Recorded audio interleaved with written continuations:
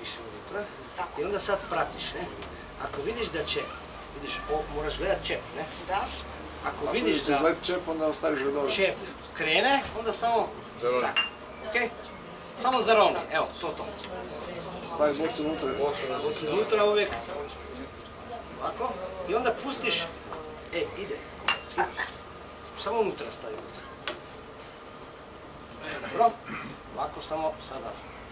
Vidiš, ovo. Probaj malo stisnut. Kako?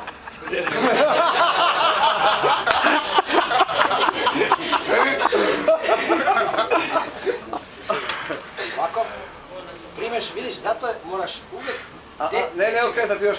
Desna ruka, desna na bocu. Uvijek, mislim, ako si sa desna.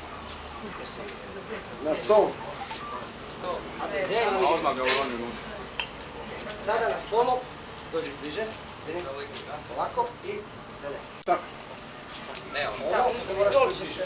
Na sredini stola. Ali neće, jer ne treba ful, znaš. Samo moraš imati, jer sad je teško, recimo, dođi. Čekaj, gledaj ovako.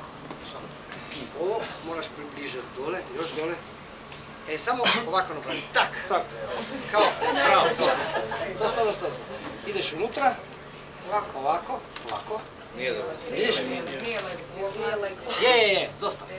Sada, čekaj, samo kao, sprosti se. Ovako, okreneš, bez vuču, okej? Samo okreni. Vidiš, dosta je. Bravo, svaka čast, nemoj puštat, sada vidiš, sada, ako bi sad recimo ti cak, pustiš, onda krene i onda ćemo hvatat bocu. Znači, idi dole, prvo boca sloni ovdje, vidiš, dole, ok. Sada, okreneš i nemoj puštat, možeš se vraćat nazad, razumiješ? Bez puštanja, ovako, op, isti problem, nemoj držat. Bravo, ali inače je jako dobro. Svaka čast.